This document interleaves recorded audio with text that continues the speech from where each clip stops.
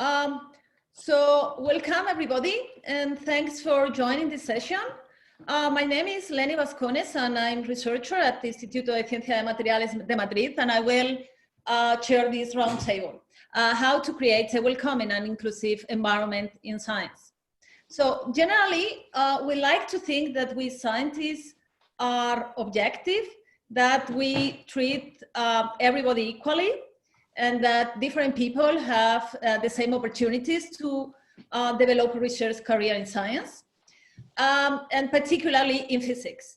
However, reality tells us otherwise, and several collectives in physics face barriers to do a research career.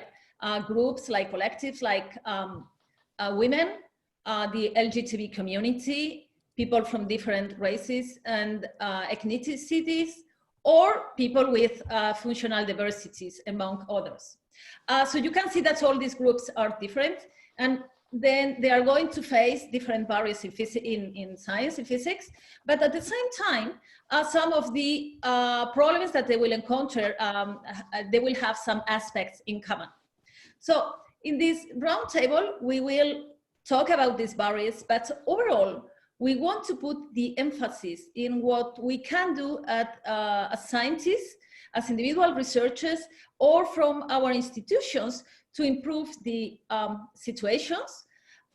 Because sometimes there's even a small change in our attitudes that can really make a difference. And all the times we really can also take positive actions. So first of all, let me introduce to our panelists and thank them for their participation. So Luc Berge, he is research director at CIADAM in Ile-de-France. He is president-elect of the EPS and chair of the Equal Opportunities Committee of the EPS. So welcome and thanks, Luc.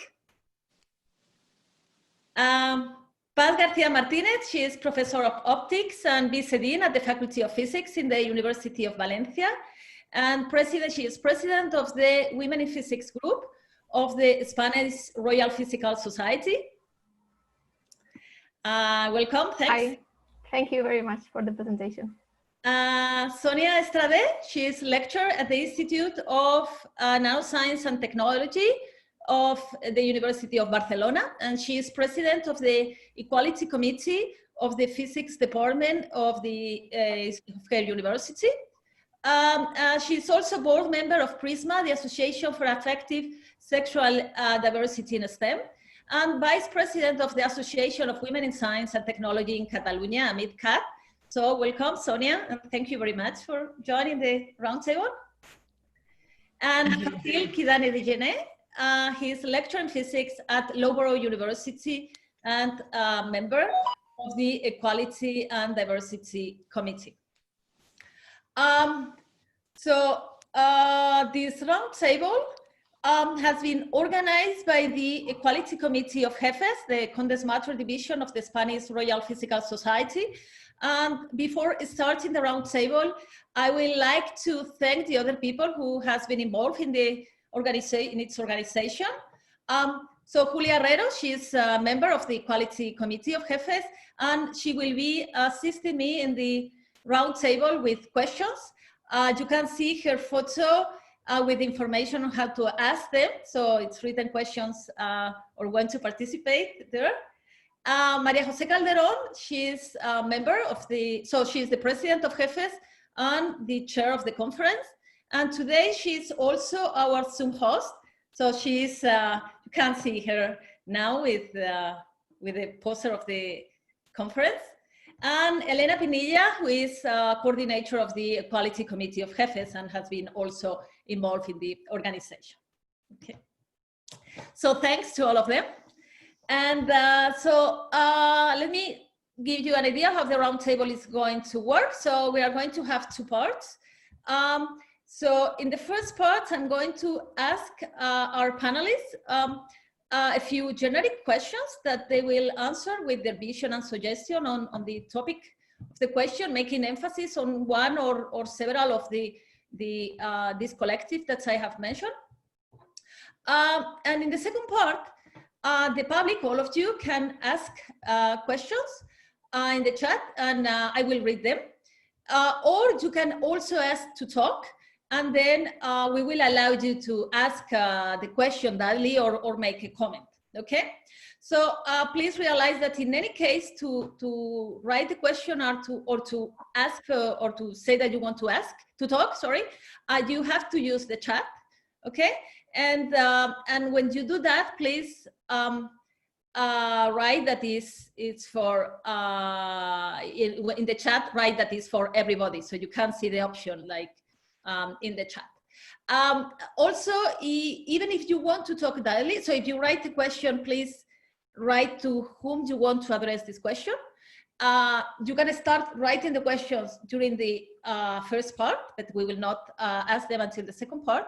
And also, if you want to ask to talk, please mention very briefly the topic of what you want to talk, just because in order to make the discussion more efficiently, we may not follow exactly the chronological order, but we may try to gather some different questions on one topic. So, okay, I think we can start with the first part of the roundtable with the questions. And my first question is going to be addressed to all of our panelists. So in general, I'm going to ask all of you to answer in a very concise way. But then, okay, so to start here, we want to talk about how to create a welcoming and inclusive environment in science. But then probably before that, it's convenient that we discuss in which sense is at present science non-inclusive or not welcoming. So shall we start with Paz? Okay. Thank you very much, Lenny. First of all, thank you for inviting me to participate in this roundtable. It is an enormous pleasure to share this table with these excellent speakers. And it's also a great honor to be the president of the Women in Physics groups. We work hard to increase the presence of women in physics, make visible their achievement, and defend the equal opportunities. I encourage you to join our physics group, Physics in Women in Physics groups. Okay, but let's answer your question. Science has been primarily in the hands or intellect of white men of middle or upper class, as Professor Donna Haraway, a philosopher of science of University of California, said in some of her research. The fact is, the reality is far away from inclusiveness.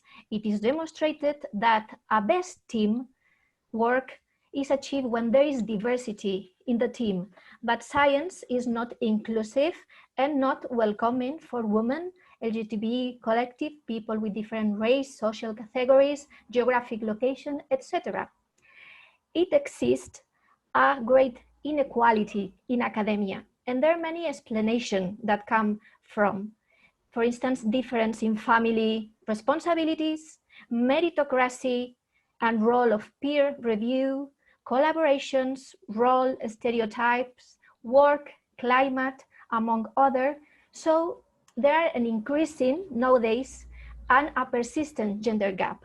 And in some extent, gender gap is something really dangerous if gender is not taken into account. And for instance, in using the same medication doses for male and female, when the cells are not equal for different sex. Examples are heart attacks, for instance, and also COVID. COVID has been demonstrated that men are dying more than women, and we have to ask why.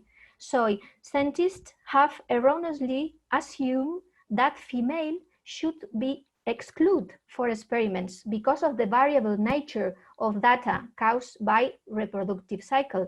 But research has shown that males exhibit equal and greater variability than females for specific traits, owing to fluctuations in testosterone level. Also, another example is, for instance, virtual personal assistant with female names, voices, such Siri or Alexa, that represent idea about females as caregiver and contribute the discrimination of women in society. But it is more than sex and gender, and this is why this nice round table, because we need to talk about intersectionality. I think that Sonia will explain better this subject, but those days I was searching for this idea, and it's really great that I want to share with us. Intersectionality involves the study of the ways that race, gender, disability, sexuality, class, age, and other social categories are mutually shaped and interrelated through forces such as colonialism, neoliberalism, geopolitics, etc., that produce shifting relation of power and oppression. So I think that taking into account gender and intersectionality are a good instrument to consider for scientific excellence. Okay. Well, thank you very much. You're welcome. For these thoughts. And Sonia? Okay, so if the question is whether academia or science in general is welcoming or not, then I would like to start with a little experiment that everyone in the virtual room can do and see how very welcoming or not is science for each one of us. Okay, this is following a paper by Anderson in 2014. And so I am going to ask you a number of questions, okay? And I want you to mentally add up how many times you can answer yes, okay? So the questions are as follows. You rarely, if ever, experience being seen as a representative of your gender group. You have never been told that science is not for you. You feel that you belong in your department. You rarely worry about the continuation of your work. Portraits and pictures at the department mostly deploy people who look like you. You can easily go to interesting conferences on a very short notice. You have never experienced a joke that offended you at the department. You never feel unsafe at the department, on the campus, or in your way home when you work late. You feel that your students respect you. You have never been told that you don't really look like a scientist. And you have never had concerns about being sexually harassed. Okay, just count how many yes you said, and that will give you a feeling of how welcoming science is for you from this intersectional point of view that as was so nicely explaining just a minute ago, and how these different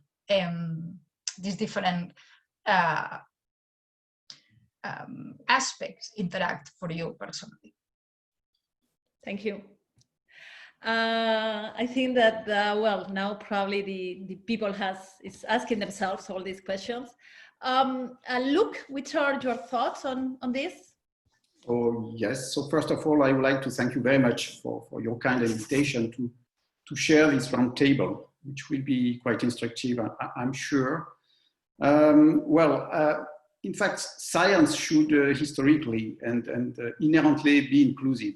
You see, historically, because if you look at the history of science, science paid the price of giving some martyrs to the history during the time of the Great Inquisition in the 15th and 17th centuries. Please remember the names of Giordano Bruno, Galileo Galilei, so we should know what the word intolerance means. And inherently, science should be inclusive by nature, because we need to have different opinions, different hypotheses, different points of view to make science progress. And this depends on the social backgrounds, on the sensitivities and the different cultures that you can bring with you when you are different. However, science is not inclusive, and you are right. Paz and Sonia remind that quite rightly. Just to follow up what Sonia just wrote or put on the chat, I would like to remind you of a recent survey published by Smart Consulting in 2017. and it reported alarming statistics about gender-biased harassment, bullying, and discrimination at scientific meetings. And about 60% of the respondents claimed having experienced troubles in their career, and you had a huge percentage complaining about having some harassment attitudes during the conferences. So it's not nothing, it's real, that's existing. Yes, so this is for supporting what Sonia just introduced. I will take the opportunity of having the word for recalling a few figures also published by the European community. 2 years ago, I would like to recall that about 40% of people holding a PhD are women, whereas only 18% of them access grade A positions. And about 20% of them attend regularly conferences, are invited speakers during the conferences, or take part of the organization committees. So you have something to improve there. And in that sense, science is not enough inclusive. Of course, I mean, depends, I mean, this statement just follows from how men have considered women for centuries and centuries. I mean, women were the right persons. Excuse me, perhaps I will shock you, I mean, to take care of the children, to take care of the family, to stay at home, and above all, to stay inside. And things are going to change, unfortunately. But I mean, you have this bias completely put in our brains, and this has to evolve. I would like to say a few words about the other categories. The disabled people, they are facing inclusion problems, not only in science, but in all other parts of the society. The problem with them is that we are lacking some adapted infrastructures for men in wheelchairs, for instance, so accessible facilities, they are missing, basically. We are lacking also accompanying persons for blind people, or even translators in conferences in sign language for blind and deaf people. All of this is actually missing. However, even, I mean, the disabled person should contribute to the advancement of science as the healthy people, okay? Concerning ethnicity and LGBT+, I mean, just to be short, the ethnical problems, it's connected to race. I don't like very much, I mean, the word race, because there is no race in the humanity, genetically speaking, but you have racism, which is really a huge point, is connected to some specific history in such or such countries. I'm thinking about the history of slavery in the US. I'm thinking about the periods of colonization in the Western European countries.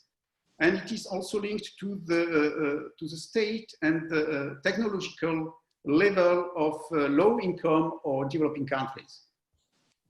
And in that respect, we have also some progress. For LGBT+ community, it's directly related to the sexual preferences. So it should be it should not be a problem in the professional life, because I mean, sexuality should belong to the private life sphere. However, I mean, sexuality is touching the deepest part of our psychology. You can read Freud. It is also touching the morality, what is good, what is bad, and of course, I mean, this impact directly how, I mean, the people belonging to this minority are viewed or considered. And there too, we have some progress to do. This is what I wanted to say about that. Okay. Thank you. And Facile, so in which way do you think that science is non-inclusive? Yeah, so thank you very much also for having me. This is a hugely important topic for me because I am a father of a girl, 7-year-old, who wants to be a scientist, but she has no role models to look up to. So one of the big issues, not only in gender gaps, but also in other aspects, in other domains of diversity. So the lack of underrepresentation directly comes from, well, not having a role model where you could look up to and then aspire to. Not many science books are written by women.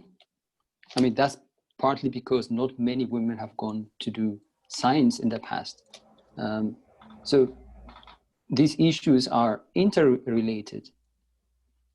And the other thing is, well, I touched briefly on the underrepresentation. So I have gone to study in Netherlands in a group which was very diverse, students coming from different international origins to different countries, but only probably 5% of those made it to become part of a faculty in a bigger universities, or even those who made it there are not part of members of the Senate or decision-making groups who decide on important aspects of diversity. And underrepresentation is kind of a pyramid-like. So the higher you go up, the less likely you get people of diversity. The communities are not diverse. And what this brings is that there are, along the way, we all have unconscious biases about certain things. And those things are not addressed in, let's say, in a group setting or in a focus group setting. And this, again, feeds back the cycle of not having diversity in the in different areas of science. And one other important thing is that we don't engage with other sectors of the society. So I would like to know at the end of this roundtable, how many people have joined while they could go to the other plenary sessions here. I mean, I want to know what motivated them to come here. And so I think each of us have our own reasons to be here. And not engaging others and just being a bystander for these issues, not engaging with the discussions. Yeah, so these are usually very uncomfortable topics to talk about. Discussing race with another group of people, or gender biases, or not having diversity in science. These are really difficult topics to discuss, but I think we have to come up we have to have the engagement that we need to make any meaningful change. And I wouldn't say science is not inclusive. When I go to conferences, I'm not a woman, so I don't really see the difficulties they face. But outside that area, for me personally, in the society, is much more difficult than to be in the conference, right?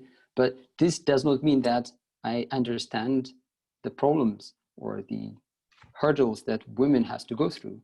So we have to talk about these issues and try to exchange ideas and understand each of our others' obstacles. And I think from that, we will make progress. A slower progress, but meaningful one.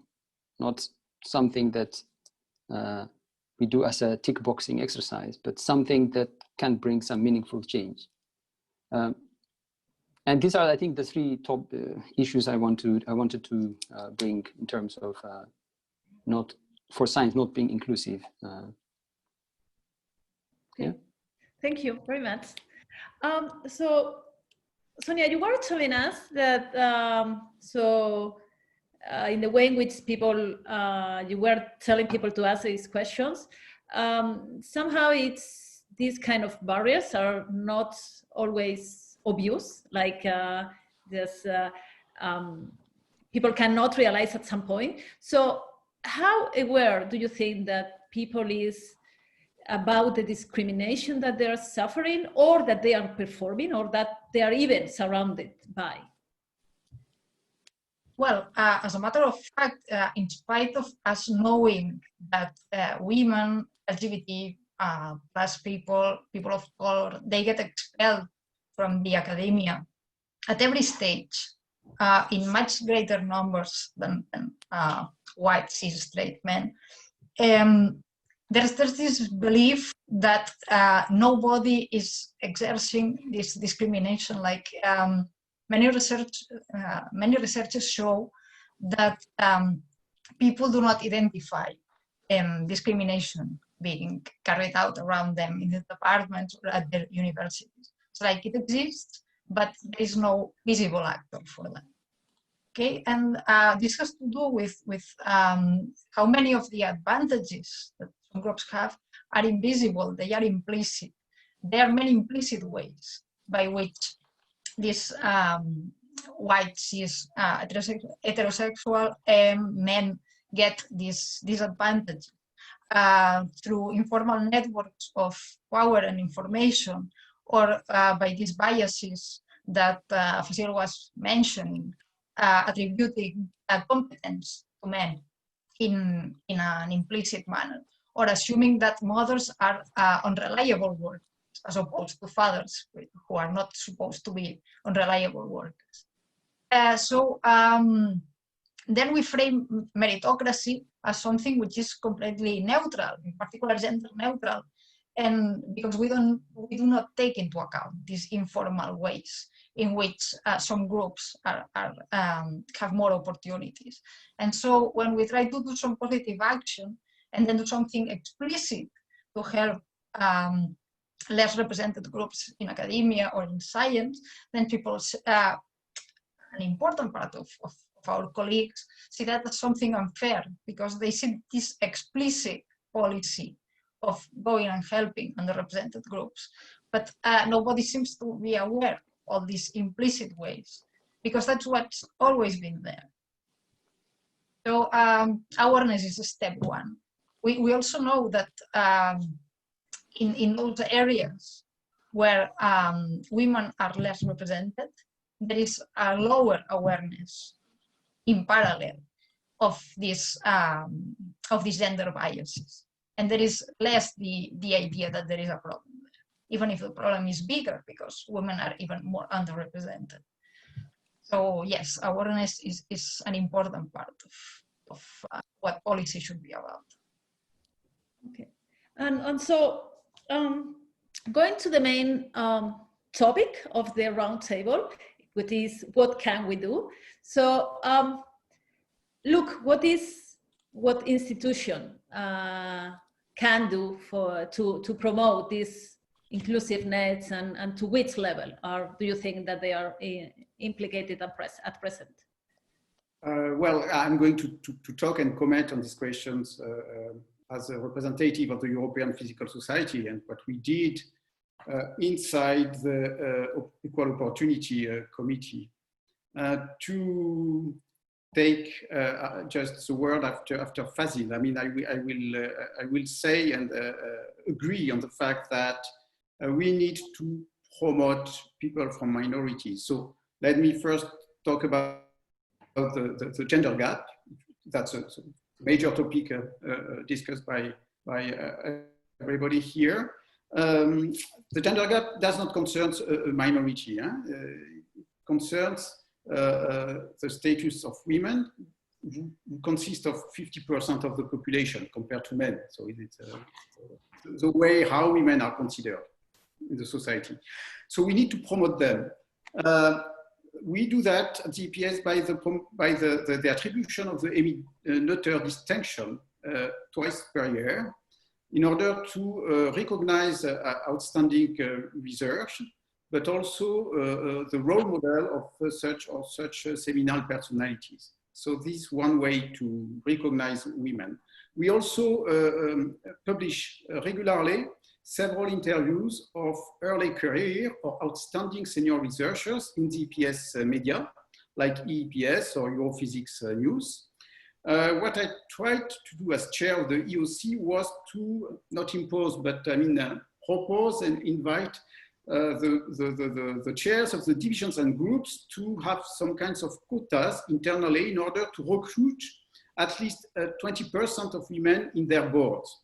That's a low number, I agree, but it was a minimum threshold aimed at increasing in the coming years to 25, 30%. We also asked delegates, that is to say, a specific person in the board of the divisions and groups to be in charge of the equal opportunity affairs and to report such issues or such projects to the chair of the Equal Opportunity Committee. So to create some links between the physical groups and the Equal Opportunity Committee.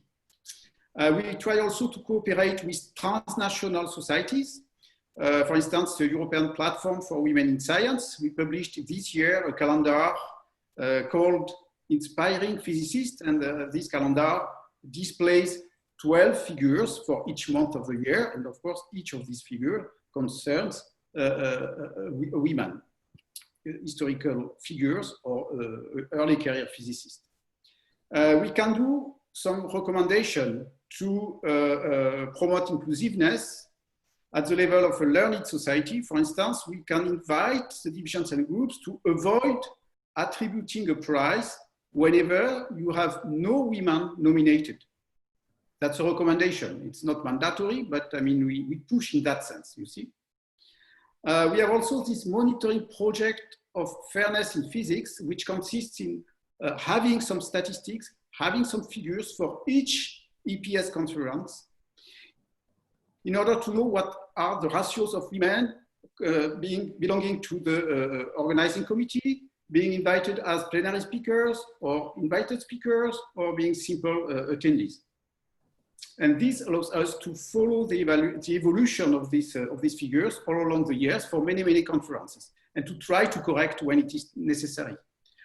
And we published this year the code of conduct. So maybe everybody knows perhaps now what a code of conduct is. I mean that's some rules fixing the best practices or the good practices recalled at the registration desk of each conference, from which, I mean, you can see that, I mean, you are not allowed, to be short, to have any inappropriate behavior. You are not allowed, I mean, to harass, to be a bully, or to do retaliation, or to be, I mean, you have the responsibility of making this conference a nice place for scientific exchange. So this is new, and I can tell you that it's working. We could do more, like organizing some child care zones in the conferences, or taking care of the pregnant researchers. We could be more by organizing some gender bias training sessions. This is done in some other conferences overseas. This is the panel of actions you can guess, or we can set up for the question of gender gap. Concerning the handicap of the disabled people, of course, you should be careful when you choose the location of the conference that, I mean, this conference site will have some accessible facilities for persons, for people in wheelchairs. You see, you can do that, you can do this effort. You could put a logo signaling that, I mean, such facilities or such infrastructures welcome disabled people. You can make an effort in inviting volunteer students, in helping their colleagues who are disabled people in evolving in their professional medium. You can also have a certain number of volunteer students in helping people for, I don't know, for supplying appropriate or adapted visual or hearing impairments for the presentation of talks for deaf and dumb people. We could plan to invite more translators in sign language for blind people, etc., etc. Concerning the ethnicity and LGBT plus communities or people who belong to these minorities, I would advise to organize more and more relaxing events like happy hours, friendly events, not necessarily directed on the specific topic on the minority, but I mean, the goal would be, I mean, to invite all people, I mean, from the minorities and the majority as well, to exchange and to address and raise the issues of such minority during the exchange, you see.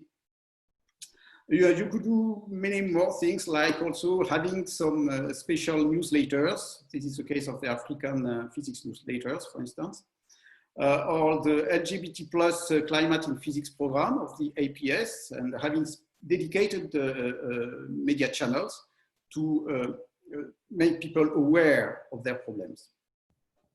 Okay. I wanted to say. Thank you. Do you want to add something, Paz, to these ideas of what institutions can do? Yes. In fact, I think that it's not only institution, but also, from my point of view, any research financed by public funds must include gender and intersectional perspective. Funding agencies can ask applicants to explain better their project and to do a gender and intersectional analysis.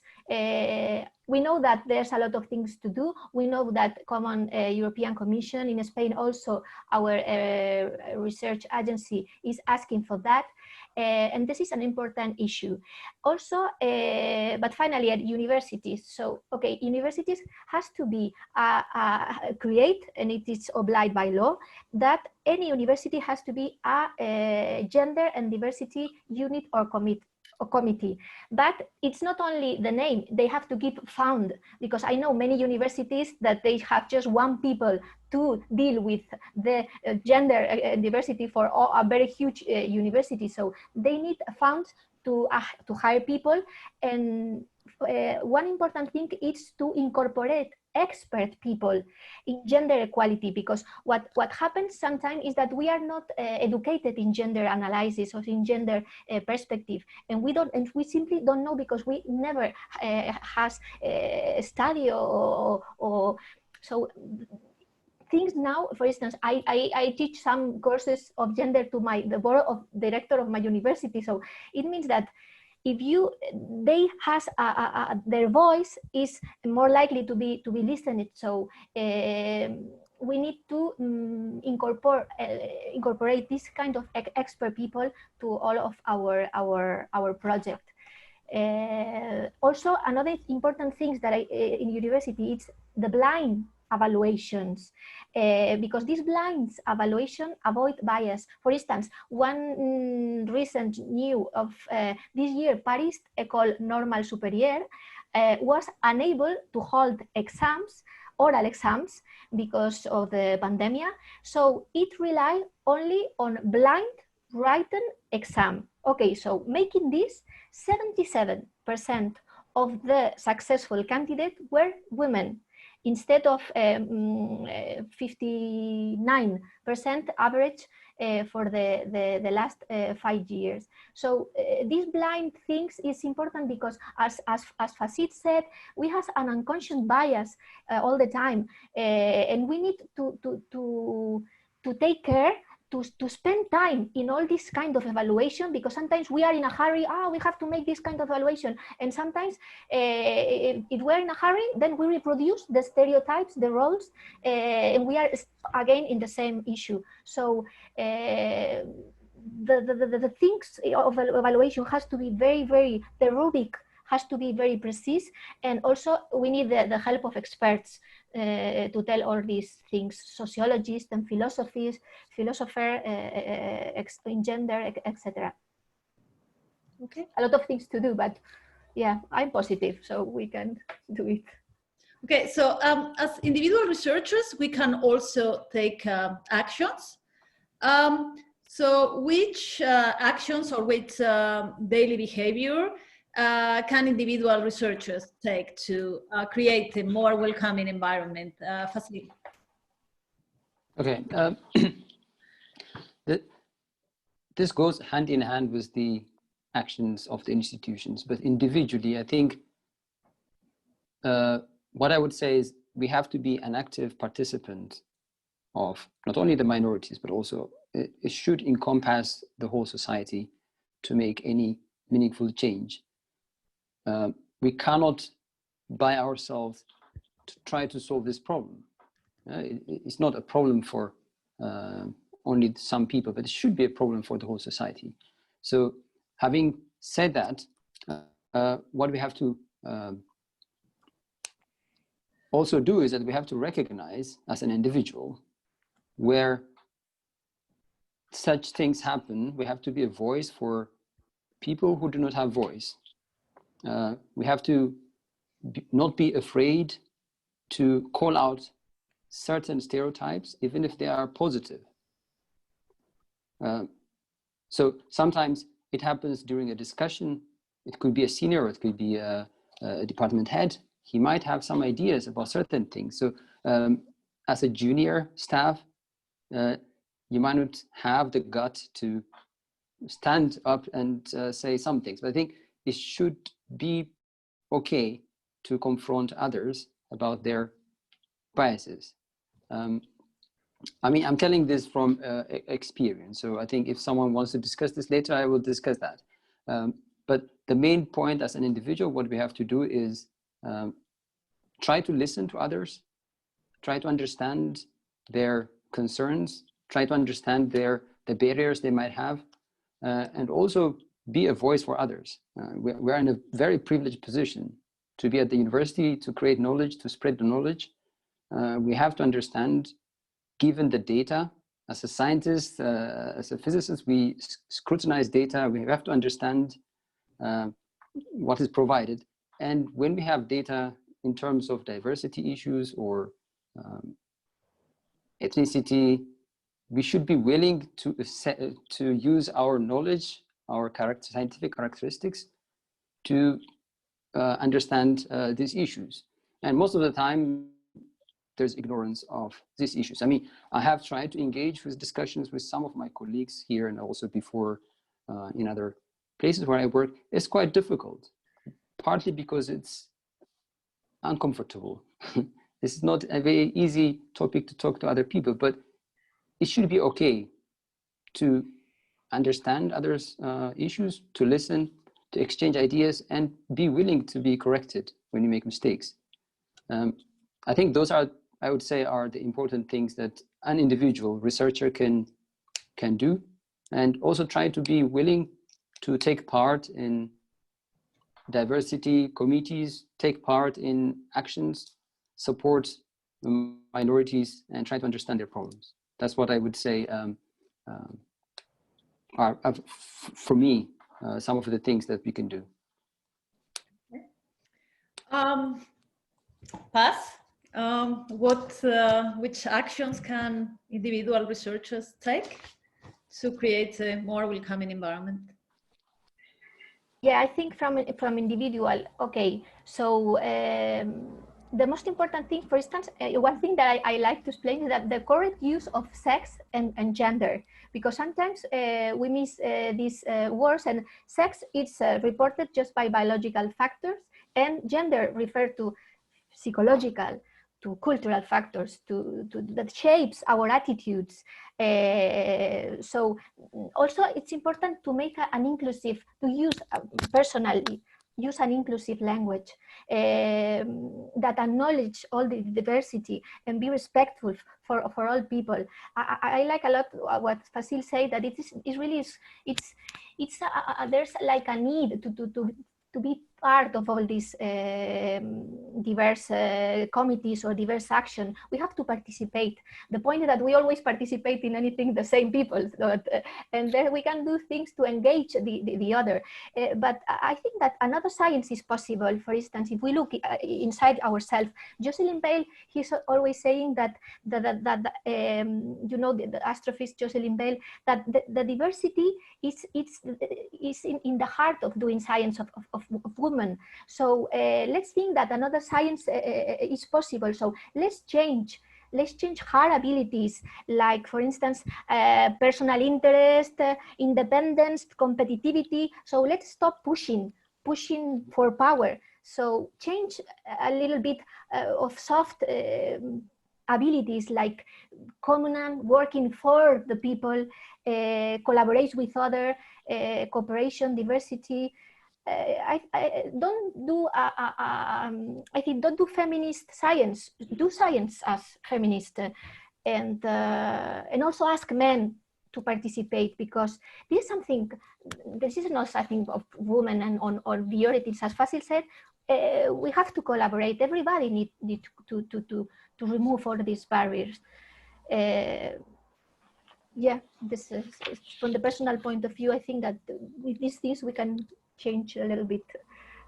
Also the sexual arrangement, but I think that we will talk about all this, because this is something quite important, this arrangement. Yeah, so related to the role of individual researchers, we were talking on which positive actions or which attitudes, but also sometimes it happens that any of us witness any inappropriate behavior something that we consider is not suitable.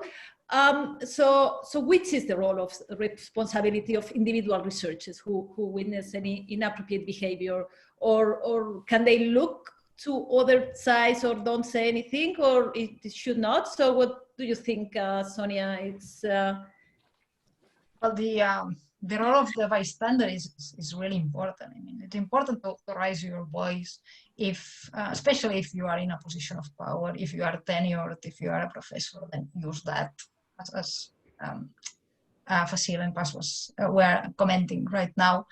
I mean, if a sexist joke is directed at me, okay, I can protest and I will protest, but the humor will be on the side of the other person, and I will be like the humorless, angry feminist who jumps at things.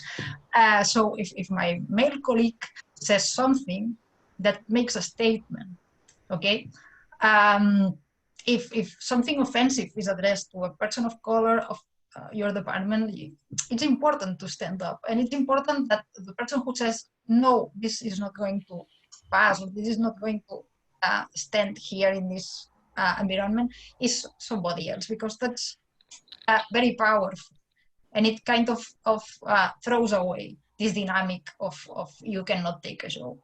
Okay, of course, if you see something like sexual harassment, you report it to the authority, and you start more complex. But sexual harassment is like the point of the iceberg. I mean, it's something that it's very, I mean, it's very serious, and it's very important, but it's supported by a whole structure of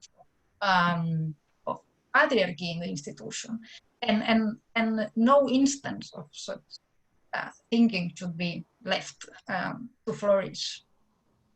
So yeah, I think it's very important to make a statement, especially if you're not the person at the other end of the joke or the comment. And so how can we create awareness among the people of the importance of diversity and inclusiveness, and go, so these people who is normally not involved in diversity, normally don't care too much, it will be important to engage them and to make them aware.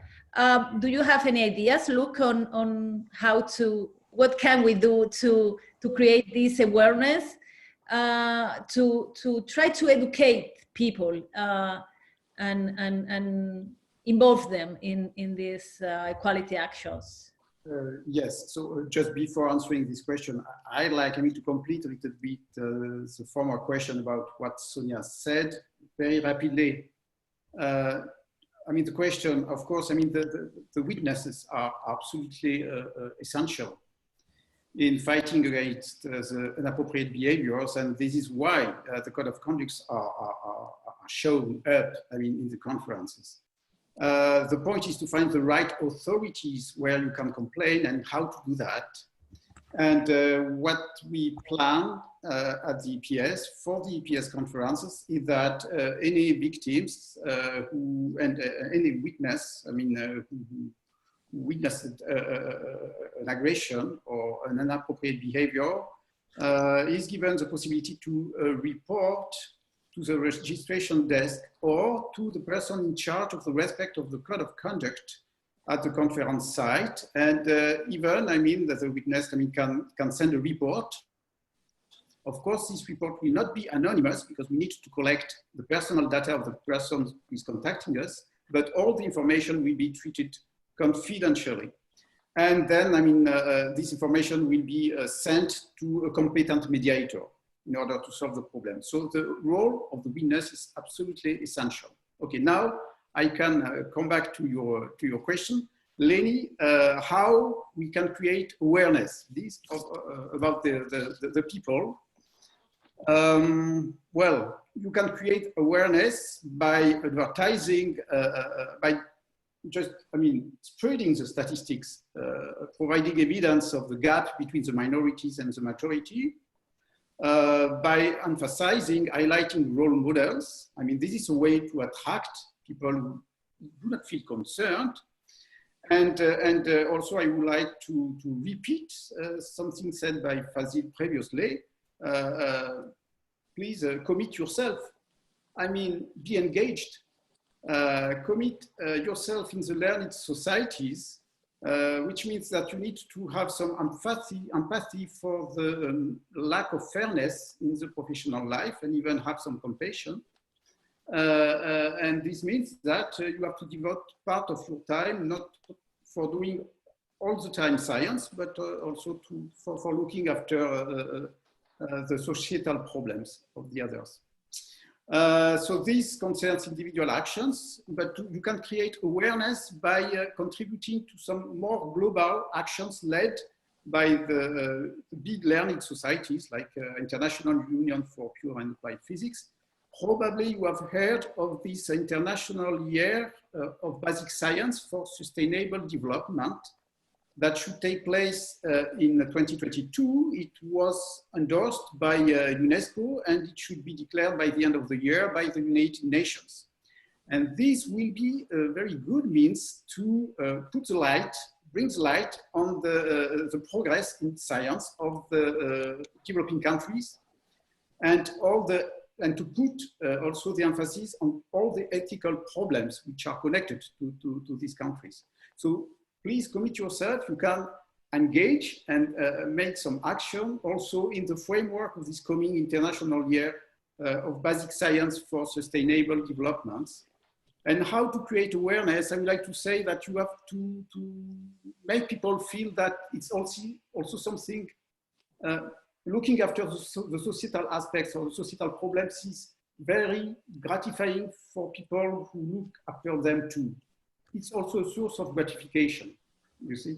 I should not say that, but I mean, you have so much pleasure when you receive some photographies of women you have awarded with the Military Distinction, and several years later, this woman tells you, well, I was invited by Peter Higgs, for instance, for his 90th birthday, and this is thanks to you. Of course, it's not thanks to me, it's thanks to her talents. But I mean, you contributed to make the things advance a little bit, and this is also a source of joy, you see, and this is what I wanted to tell you. Okay. So the last of these questions, so also, how can we, also to facilitate the same question, how can we create this awareness and in the community? Okay, yeah, I think most of the points that have been touched. What I would say is that at the university, for instance, we have Women in Science lectures, where we invite women to give a talk about their research, and they have to also couple it with how they get here and who are the important people who played their part in their career. And we also have other talks. So it is, for instance, when we have Black History Month, we will have events where we invite children from local schools and we provide them role models. So Black scientists working at the university. The same for LGBT plus History Month. So we organize events so that we do outreach activities to local schools and also invite staff. But one of the problems I have seen is that if you advertise a talk as Women in Science lecture and only the women show up and most of the men, usually that's the case. And when we advertise things, instead of advertising it as a Women in Science lecture, if you advertise it as simply a science lecture, you would likely get more people to come, not only from one sector of the society. And I think these are some of the actions we put in place might have a side effect as well. And the other aspect of increasing awareness at the university is through internal communication. So we have, for instance, ally schemes. So we have LGBT plus ally schemes. We have listed points that we circulate around. We may have also how to be a proper ally. So how do you support colleagues who might have deficiencies in other areas? And if they have mentorship, let's say one-on-one mentorship with a senior, would you be able to help them trying to make a level ground for most people, because we all come from a different background. So internal communication is one way to create awareness. But also, of course, this is inside the university, but outside the university, the best way is to use your research, the power of your research to do outreach activities to schools, communicate with local teachers, and communicate your research to students so that you provide also role model for the younger children. That's one way. It's not easy. I mean, there are always bumps along the way, but that's one way to create awareness. That's what I think. Okay, so thank you very much. I think we are now going to start the second part of the roundtable. So I invite you to, all of you, all the public, to write your question or to ask, to talk. There are already quite a few topics which have been lively in the chat. So I will start from them. So, well, in particular, people, several people has really recognized the importance to be aware of discrimination. And in particular, so for example, Lucia Valle, she has mentioned how, so it has changed her knowledge of this discrimination since she started in physics. Also, Arantxa Fraile, she also mentioned again that she realized on this discrimination much later, and in particular, she says that, well, nowadays this people is much more aware of discrimination. But then she mentioned this, that still when raised the issue to young undergraduate students in the lecture room, they still think that the hurdles many of us face is a thing of the past or something that happens only to those who are not good enough or who do not push enough. So this has been roused, and then Paloma Arroyo has also mentioned about this, and I'm going to ask, I think that, so Paloma, do you like to, if you like to answer directly, so you can just unmute yourself. So I will ask if I can to the people who, you cannot unmute yourself, and then probably I will try to see.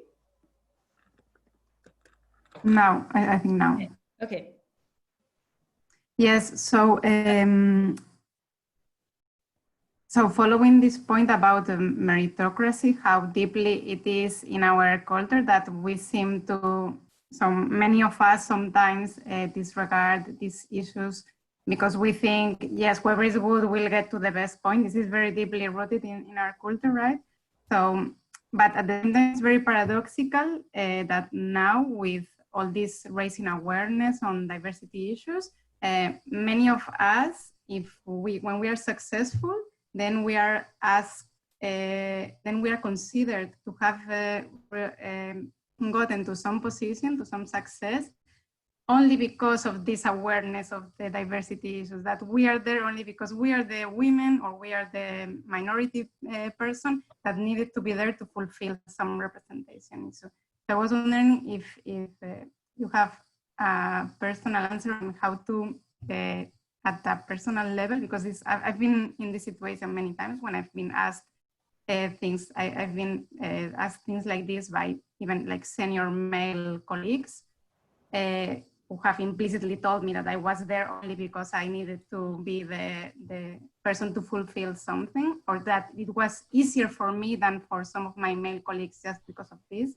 So if you have a personal recommendation on how to deal with this backfiring, thanks. So does any of the panelists have any recommendation?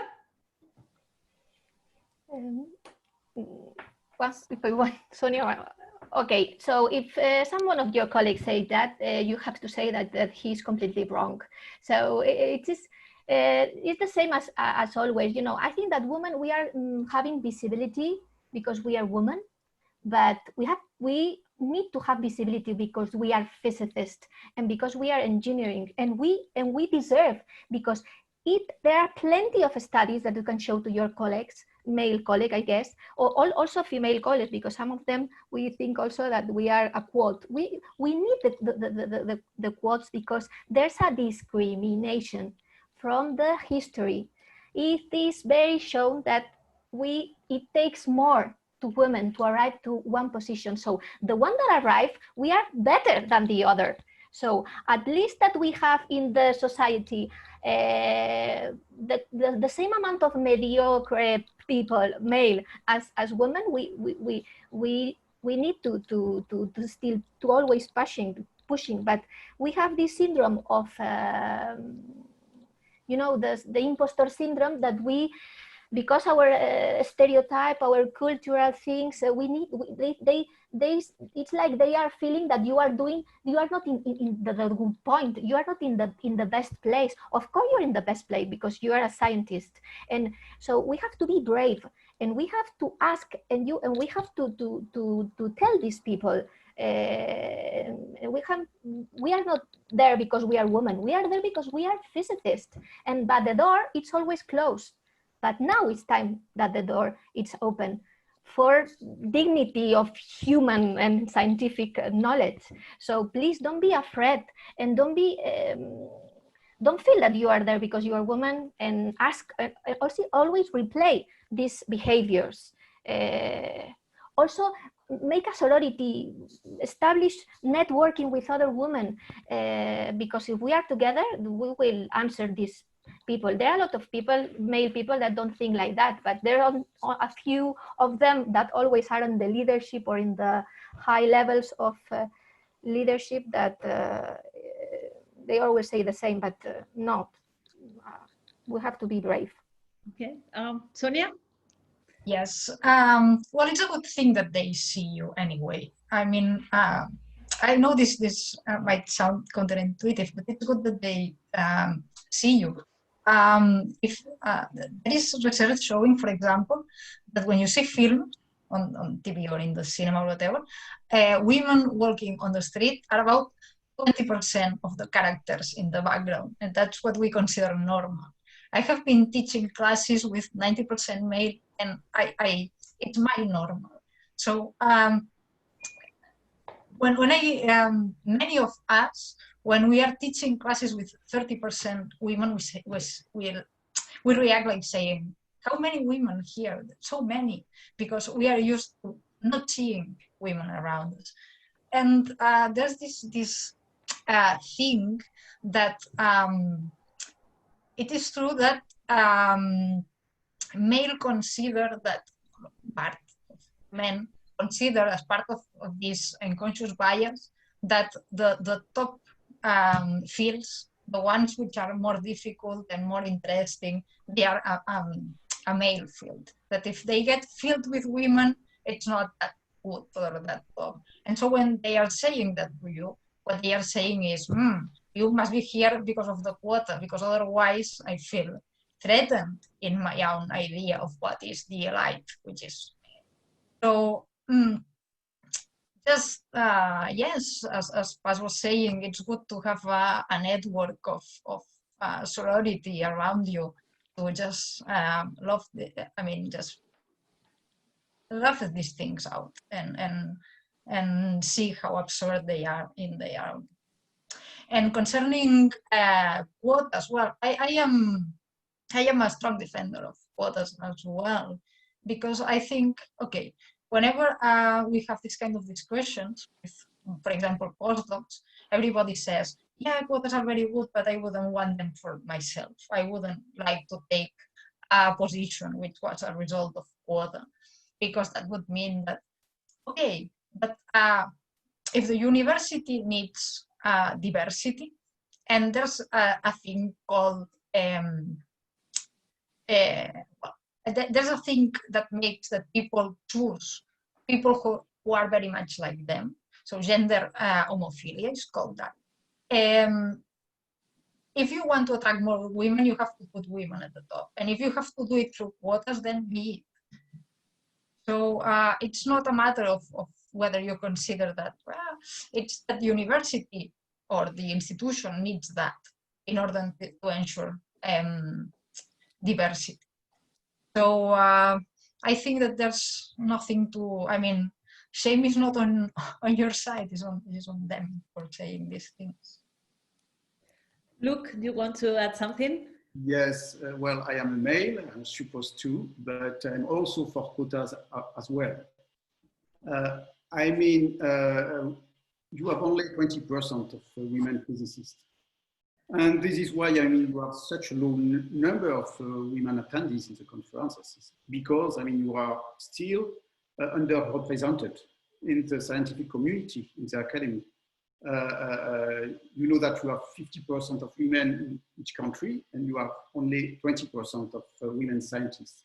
So we need to recruit women in the universities and in the research institutions. This is one point. So in fact, the origin of this problem is the education, is to attract women in STEMs, in science, technology, and mathematics, and so on, engineering also, to fill in the gap. But we need for that to put some quotas. And if any males come and criticize you because, I mean, you would be recruited because of the story of quota, I mean, you can answer that you will have an application file as good as any man first.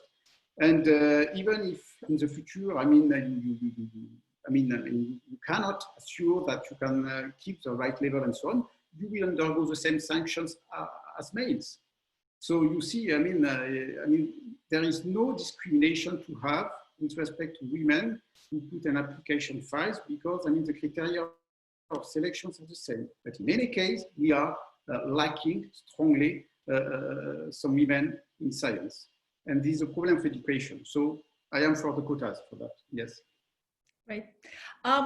So I now will give the floor to Kees van der Beek. So can you unmute yourself? Or you are just, let me check. If not, hi.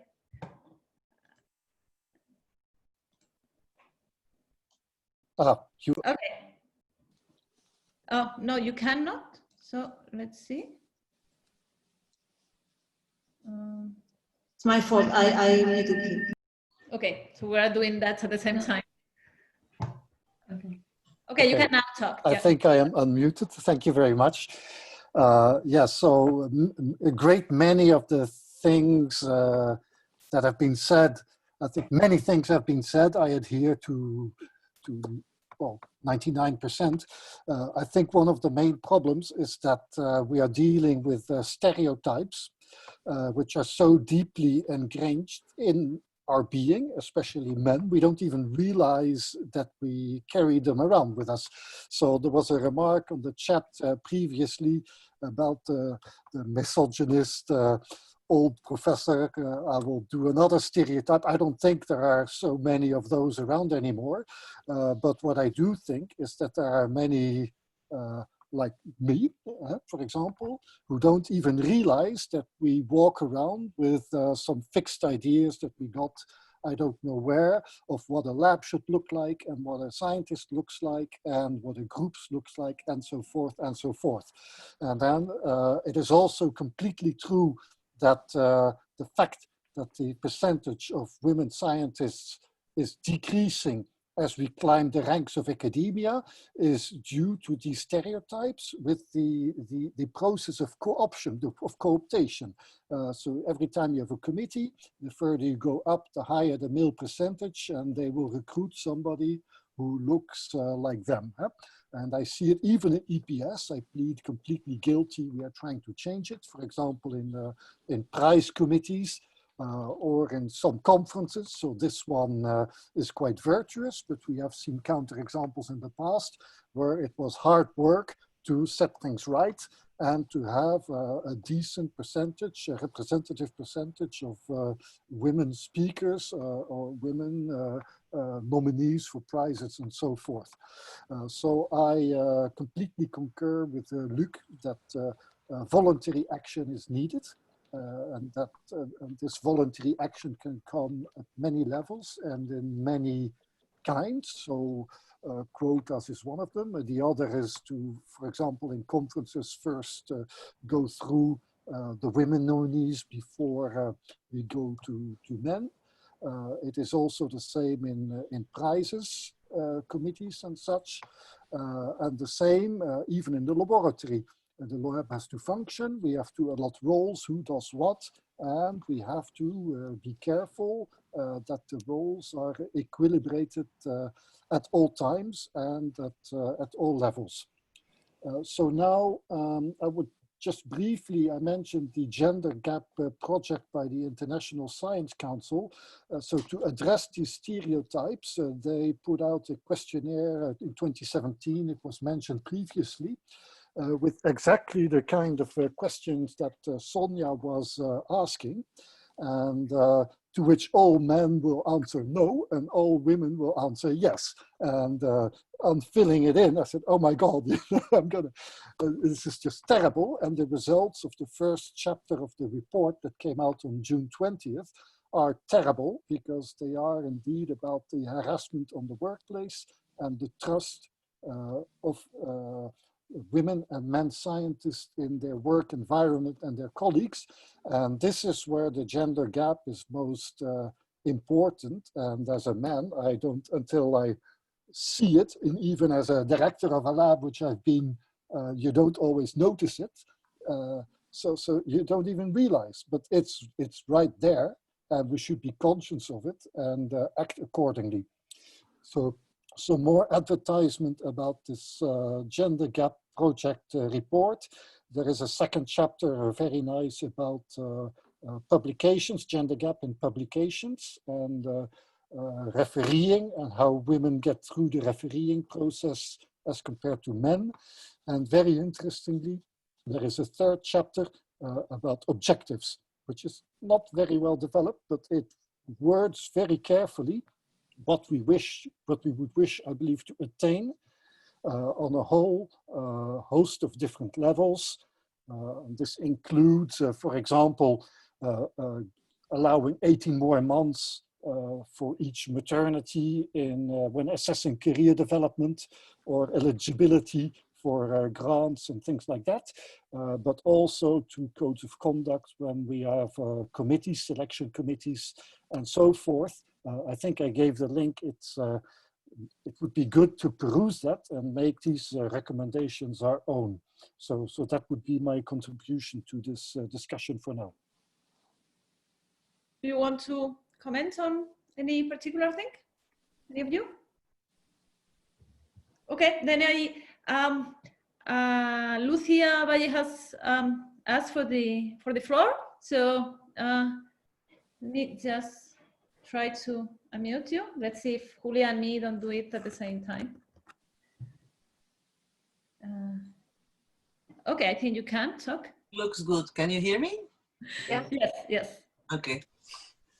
Okay, so thanks for the interesting discussion. And to Paloma, I would like to say that when I hear things like that, I tell them, no, you are part of the 100% white male quota. So please leave some room for the rest of us. This is what I contrary to what you may think, I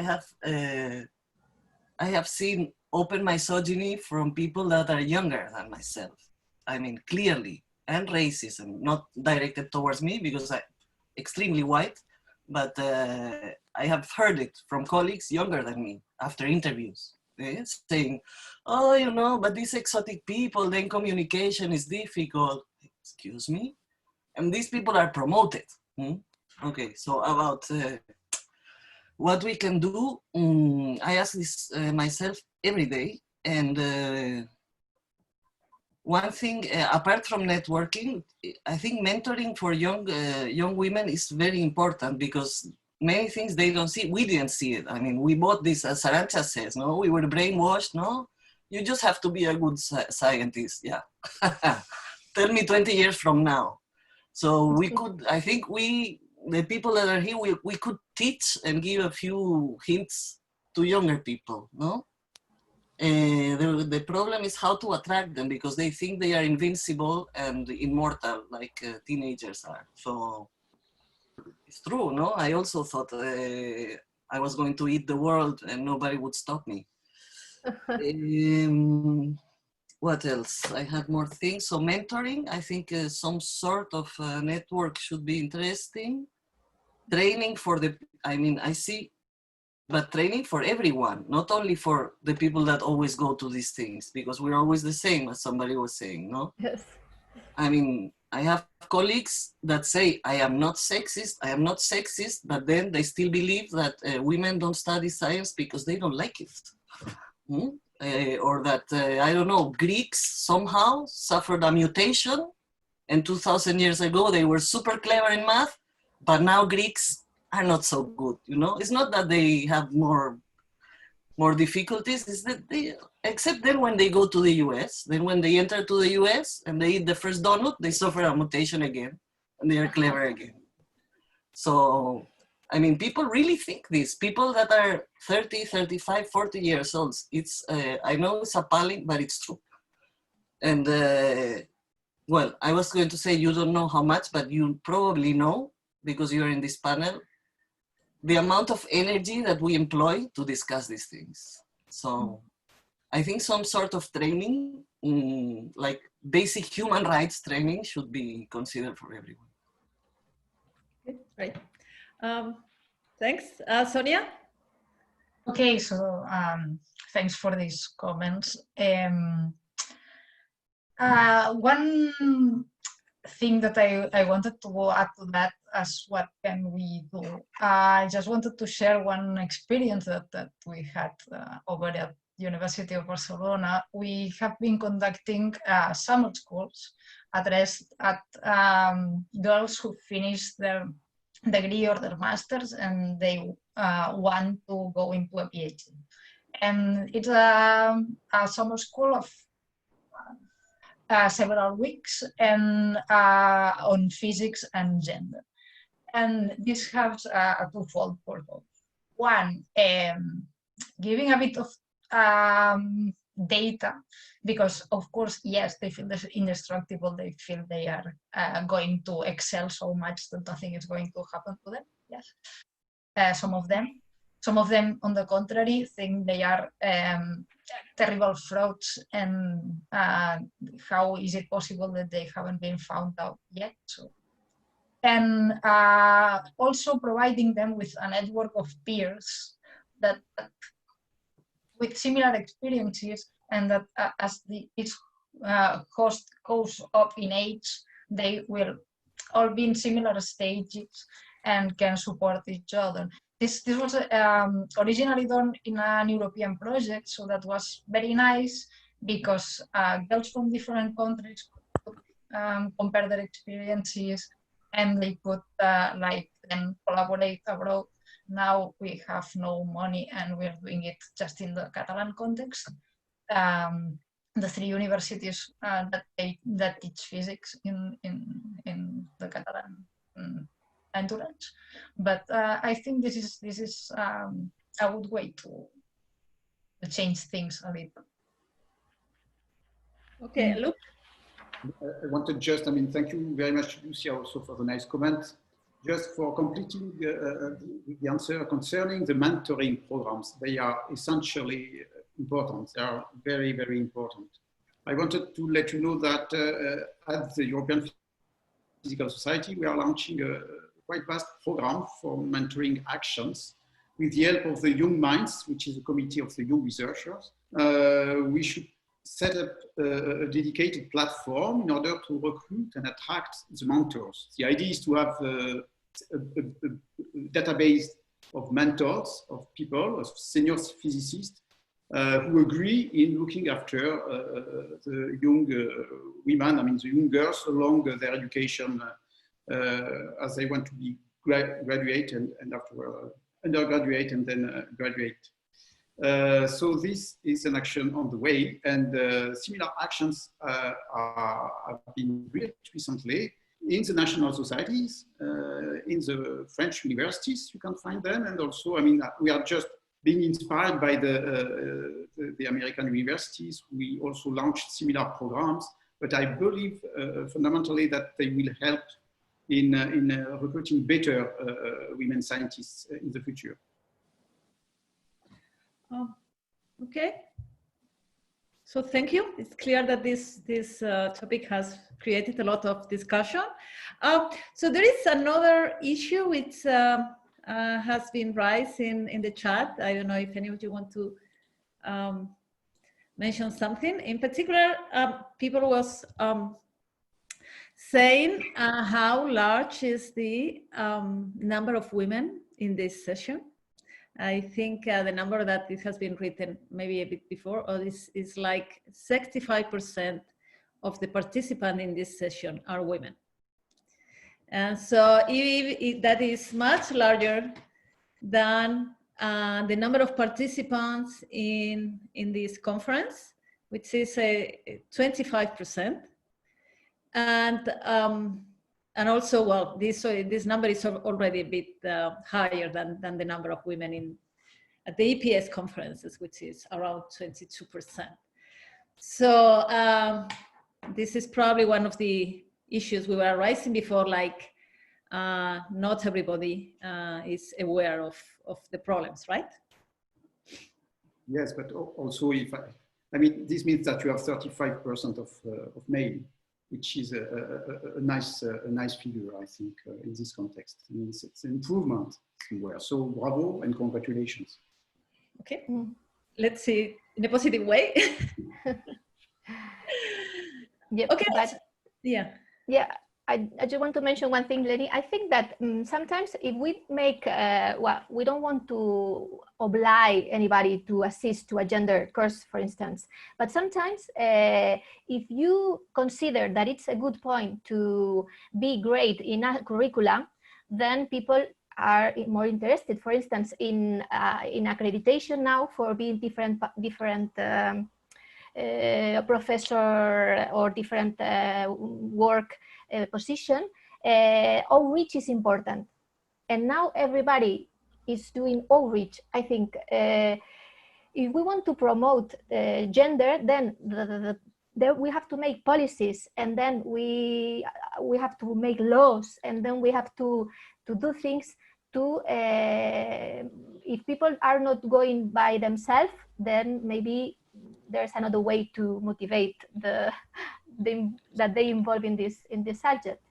But I think that yeah, it's question of time. More or less in these funding agencies and editors, the question of gender is being important, and they are going to demand this question in many things. So nowadays, if you want to apply for an RSE grant, or if you want to some fundings anyway, you need to fill some sections about the societal policy you are applying to your project.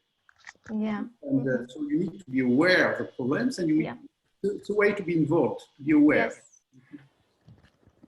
Thank you. That's good. Yeah, Fasil?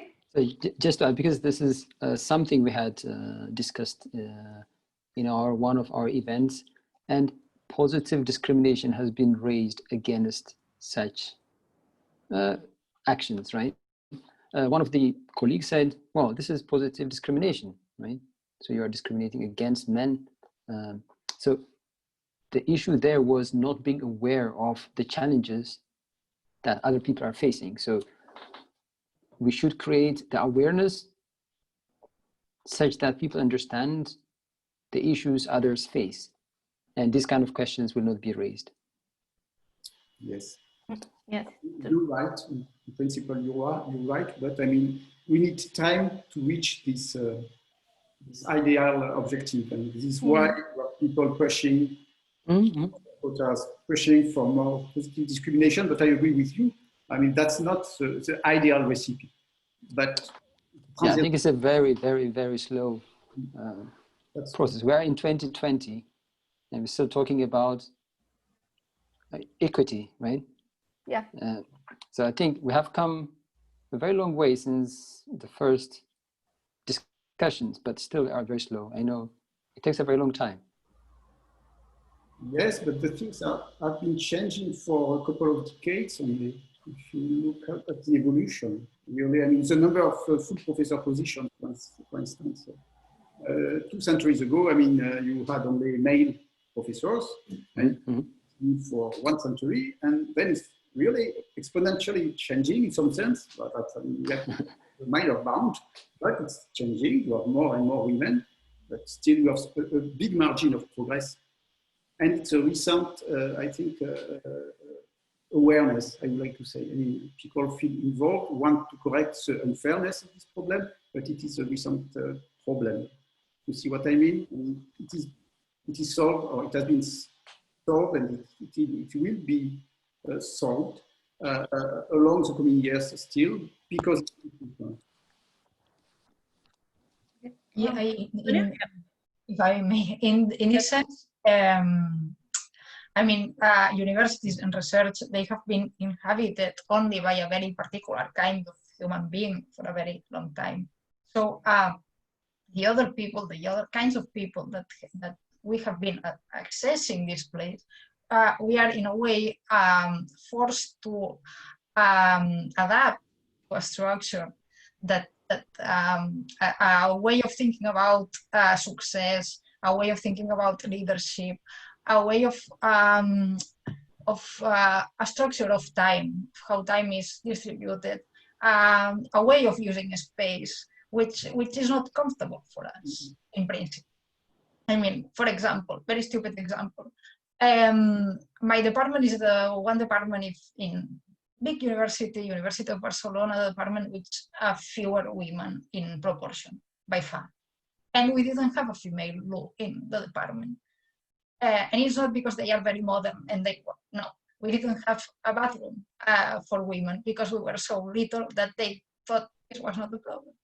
Okay, so we go to a structure where we are not welcome. And so to change that, academia needs not only be painted like purple or pink or black. We need to take the bricks and change them. We need to address education very deeply. We need to address the way we teach. We need to address the way we research. We need to address the way universities and centers of research are managed from the top, how human resources are incorporated. I mean,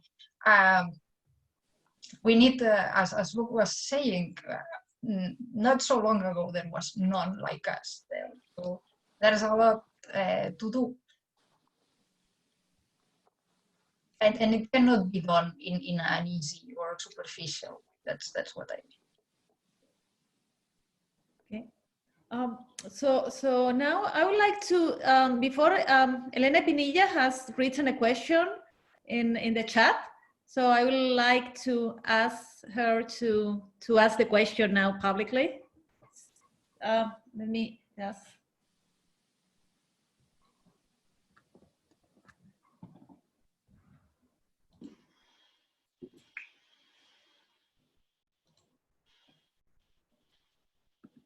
I don't know if we are more than one doing it at the same time, or it does not allow me.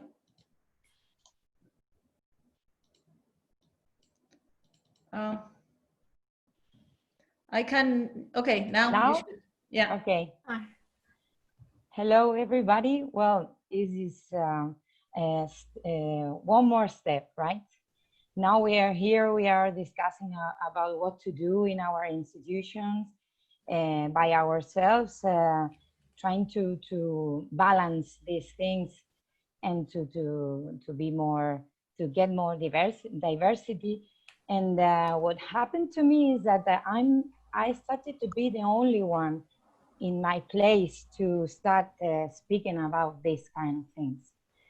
So it's like, okay, you are the feminist, you are the one that complains, and not only in my environment, but you know, when I go to conferences or when I organize these kind of things, I find a part of the society and the science society that, okay, you are one of those, right? So this is one more stone in the way, right? It's like, how do you fight with this? Because I try to be, I try to fight, but not fight, right? I don't shout, I'm not angry with anyone, well, sometimes, but you know, I try to be equilibrated, but you know, when I say something, okay, this is because of this women thing.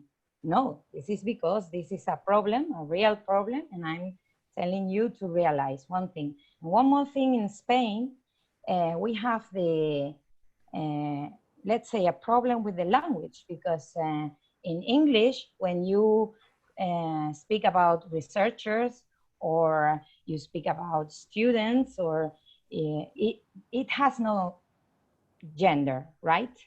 The word. But in Spain, we have male and female. And the general way to say anything is male, right? So when you say researchers, it's in masculine. When you say students, it's in masculine. Everything is in masculine. And even though we are women and men in the room, right? This is the rule, the rule for the language. So when I say, okay, we could try to use a more diverse language to include everybody, right? Okay, we know the rule, but we know that when we don't say any female, it doesn't exist. If you don't show the face, or if you don't say, this is our women, they are women, it's like we don't exist. And so sometimes I complain and I say, okay, you could take care of the language when you speak to the students, or when you write a paper or something, right? And then, okay, you are the one that are always complaining. So I would like to know what to do to convince people, and not because I want to have an argument with everybody, or it's because it's a real problem and we should do something, right? Mm-hmm. Okay, that's it. Elena, you have no inclusive writing in Spain, in Spanish, sorry. No inclusive writing, I mean, we can do it. In French we put dot for being more male and female. You know, if you write informal, it's okay, right? But if you write, if you apply for a grant, for example, or for a... That's okay. Okay. You have to write in the correct way. Okay. But instead of saying researchers, we can say something like the people who research, who make the research. Okay, it's longer, right? You have to make an effort, but it's only few phrases, right? And you are doing this effort to make inclusive everyone. And imagine that someone doesn't want to show that it is man or a woman. It's just a person, right? Why not to use person instead of man or women? I mean, it's the same amount of effort, because this is just one word, right? And then this is something that I'm realizing I can do, and this is something I'm trying to tell the people who is working with me. You should try to take care of these kind of things to make the people that work here with you more comfortable, right? You put anyone wants to join, or you can say anyone, any person, and you don't have to say men or women maybe, or something like this, right? And in Spanish, I guess people who is... it's more blocking, because we can find similar recommendations in the Swiss universities and even the American universities to avoid all this gender discrimination in writing the projects and so on. but maybe I didn't think about that. Perhaps in Spanish, that's more difficult. Yeah, well, Keith is writing now in the chat, like saying chairperson instead of chairman. It is only an example in English, that it is only an example, but in Spanish it's every day continuously, right? Okay, we could say chairperson now, and it's okay, right? It's one word, only changing one word, and you don't have to put chairman. You are by default, you know, grand state, it's man, and then, right, why not? It's something good that we could do things. In Spain, we are trying to do that, right? Even we have policies to do that, right? A pass noise in the university. But what I'm trying to say is that I'm having now problems because I'm the one that is, okay, you're one of those, right? And it's, come on. Yeah. You know, the minority is what people that is not very I just wanted to comment and then to listen your opinion. Yeah, I think that you don't have to give up, Elena. Yes, sure. This is the first thing. This is the problem of the isolation. You know, I'm the only woman of many in my department, and also, we get used to be ignored, really. And as I'm reaching more leadership, higher leadership. For instance, now I'm vice dean. I see that I need to speak louder, no? Louder. So, but we have to do this. We cannot give up. Also, please, we have to make networking with other women, and we have to because if not, we feel very, we are all the time, as you say, fighting, but we are not fighters. So there are a lot of men that think like you. So this is a good point to do these colleagues, male colleagues that think really like you, and also try to not to explain everything. If be relaxed, and if you don't want to justify, it's like you sometimes we need to justify anything.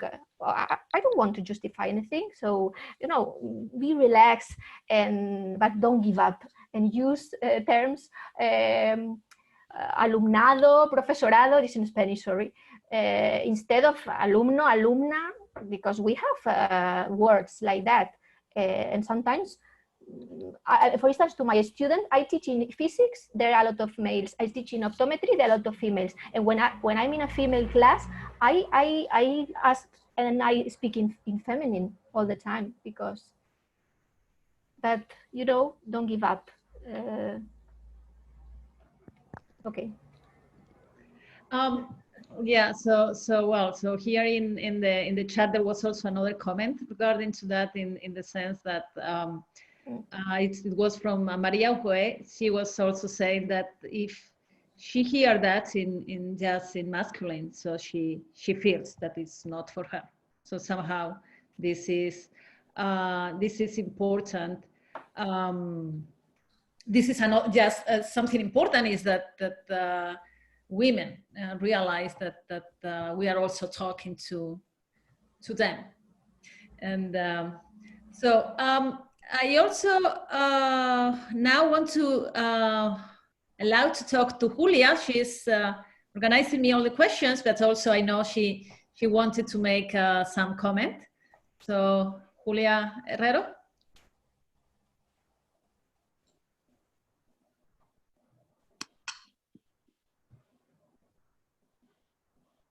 Yeah, I think we're okay. Let's see.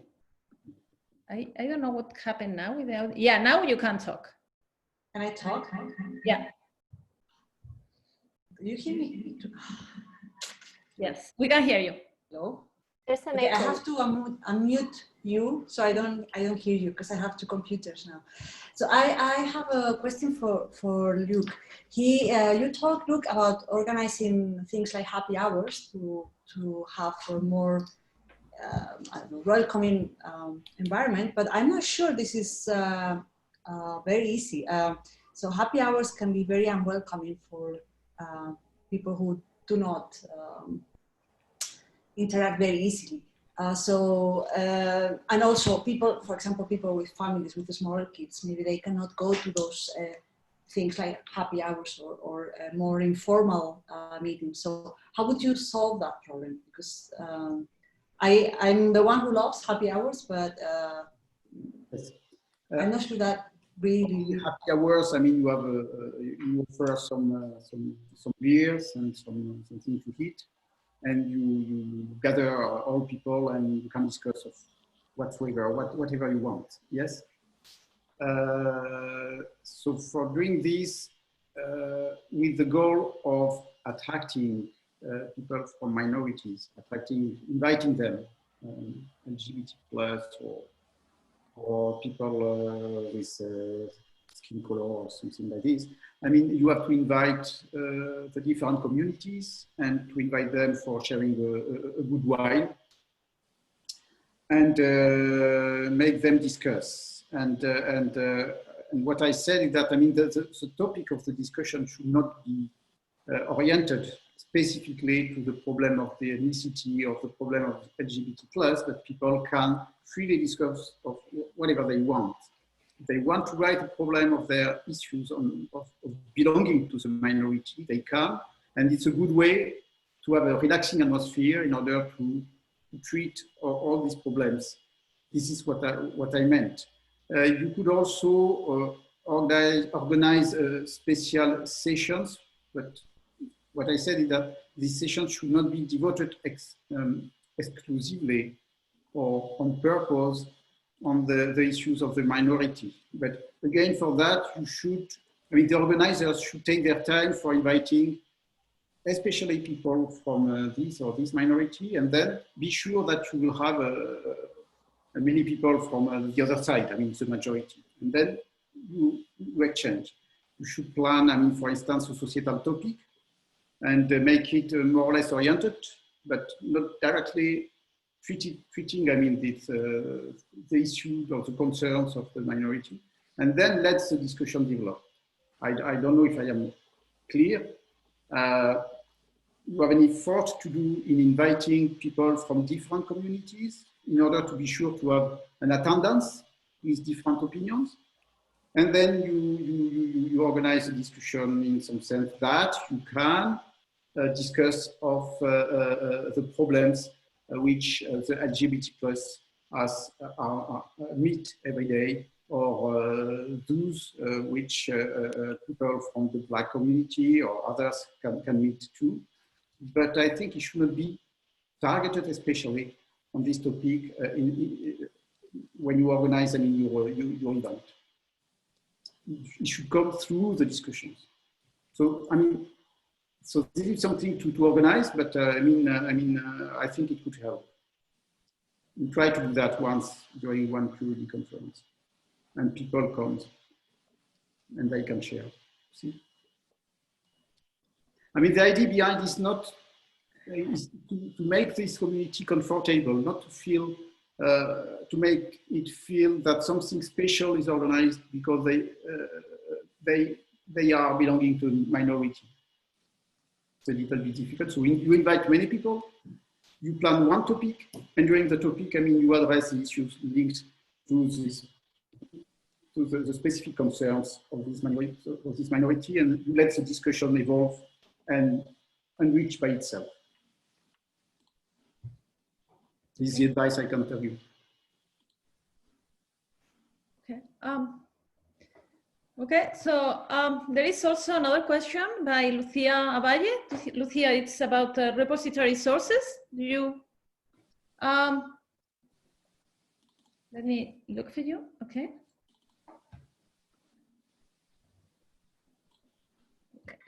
Now? Yeah. No, but it's okay. I didn't need to say it in words. It's just that often in outreach or when you organize conferences, if all other people, I mean, it's more work to look for people outside the beaten path, right? Because there are women in the history of physics and much more in chemistry and in biology that have done a lot of things and are, you can cite, but you need to look for them because they have been put in the dustbin of history, along with women artists and other important minorities. So if other people has already done the work, it could help to put it in common, you know? I have a lot about history of the X-rays because it's what I do. But maybe if we can put it in common, it's less work. Either for speakers, expert speakers on a diversity of topics, because then the male colleagues say, oh, but we don't find anyone here. 20. Oh, but excellence, here. Director of the Institute, 20 natures per year. Oh, but we don't know her. So at least one excuse less, you know, if you have the resources ready. So I'm asking if you already, since you have groups based on this, maybe you have already something like this. Some put together data. No? Yeah, but you mean, Lucia, database on women, a group of women, their jobs, their curricula, or do you mean share slides to give a talk in gender? No, not slides in particular, okay. but like so that database with people to find people. Yeah, so we both have it historically and present. well, historically it's because I do a lot of outreach and I tell the story of things, and it's not Wikipedia. I will say Wikipedia, but but Sonia can tell you also in a meet. I also am part of a meet. This association of women. I don't know if you know this association, AMIT. No. I will share the web page. So it's an association of women and technology.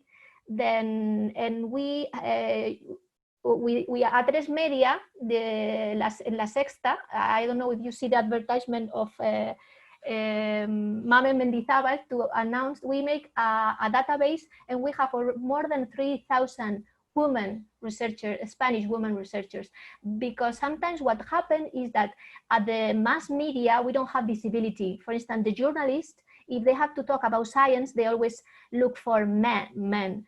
And always they say, but there's no woman about toxicology, or there's no woman about biology now that it's, and then we said, okay, let's do a database.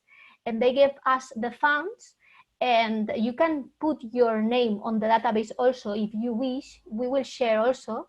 And we have a lot of people, you know, more than 3,000. Because I didn't know it. I made one on the US, but not here. So. Okay, so there's no excuse for journalists or for people that are organizing some conference if they are looking for panelists or women researchers in the specific subject. And in physics, we have a lot of physics. So I will share the. Thank you. Sonia, you want to? And if you are based in Barcelona area, is that then? No, it's in US. I think that it's in US. No. I'm based in Barcelona, but I'm in a database that is in the US, like. Sorry. You are in a database that okay. Because it's the one I know, you know. Mm-hmm. There is something that was also promoted by journalists, and there is a directory of female experts as well from that area. So I can get you the link to that. And regarding women in history, like more, well, Paz knows more about it. For the optics part, we did something on women in astronomy and in nuclear physics, and the Equality Commission of Physics in UB, that is public, and so you can just download it. It was made as a calendar, but you can use like the images and the bios for, I don't know, an exhibition or for your slides or whatever. And I will let Paz explain about her own initiative. No, we have made some kind of, for instance, in 2015, there was the International Year of Light. And so we make a search of women that has contributed to light, and we make a calendar. So a good way to spread things is doing a calendar. The problem with the calendar is that you have only 12 women, but also there there are, we make, as Sonia say, in nuclear, in astronomy, also in our, you know, the Women in Physics group, we have a web page that it is still is, because we don't find people that it's updating. This is the problem as always, that we don't have enough funds to find someone. And there's some specific steps that we want to show the physics, the woman that has contributed to physics. Yeah, but this can be some examples of a list of women in some specific subject from history. I mean, from history. Okay, I will check it, and I can send you some more things if they are missing. Okay, thank you. So we are almost close to the end, but before finishing, I would like to give the Kees van der Beek the possibility to talk. He has raised a topic of which is very up to date. How the pandemic has influenced the impact the gender in science.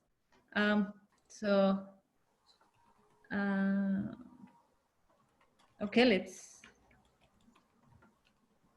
Okay, Kees? Yeah, thank you. So I made a comment that this year is an opportunity to be seized, because not sooner than we were 1 or 2 months into confinement in our homes, that the first analyses of article submission ratios by gender had come out. And I think there is an article in Nature about this, amongst others, that came out in the late May, but there are several other reports which I published in the CMD newsletter, which I can share, which show that overall, men have put these 2 or 3 months to use to write papers, while women were disproportionately endowed with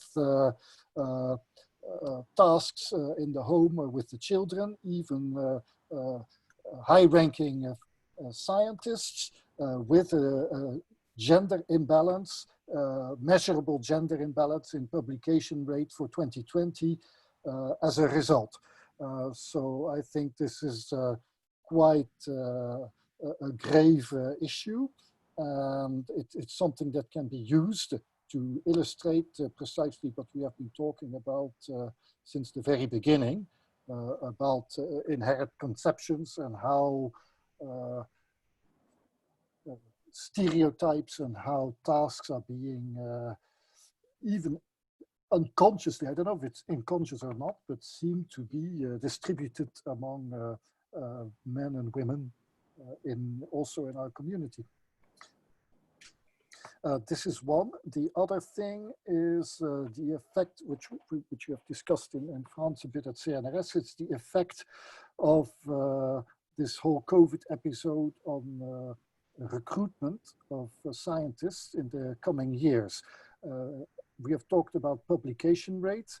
Of course, publications is something that will be looked at when, as a young scientist, you are applying for a postdoc or for a permanent position.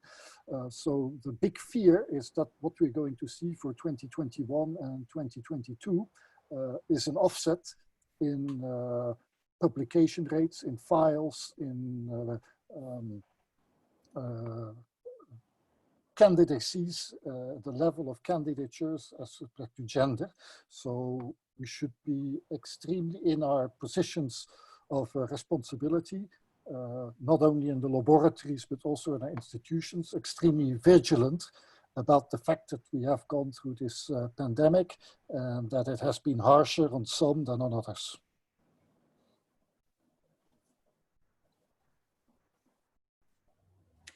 Okay. So I think we should close the session. I would like to thank all of you for participating, I have to say that in principle, the roundtable was expected to be for 1.5 hours, except that it was very lively. And well, it's clearly that it has been a very lively discussion. So, and thanks again for participating and for raising all these questions and all these issues. Thank you very much to our panelists, Luc, Fasil, Sonia, and Paz. And thanks again, especially to Julia, who has really been working a lot. I don't know how much you have realized, but I can tell you that it has been working a lot, and to our sub-host, Maria Jose. So, yes, and then they are telling me that now, please, you should, that now it's our Zoom host should allow that to, it would be great if you can open your cameras, all of you, because the organization is going to have a picture of the meeting. So, or a picture of, or several meetings, or several pictures. Okay. I can do it with one, so, okay. Some people are not there. Oh, okay, so I take it. Okay, smile. Good, thanks. Okay, well, and you can unmute yourselves if you want to clap or say something. You're all allowed to unmute yourselves now, okay? So, thank you very much. Thank you a lot. Thank you. Great.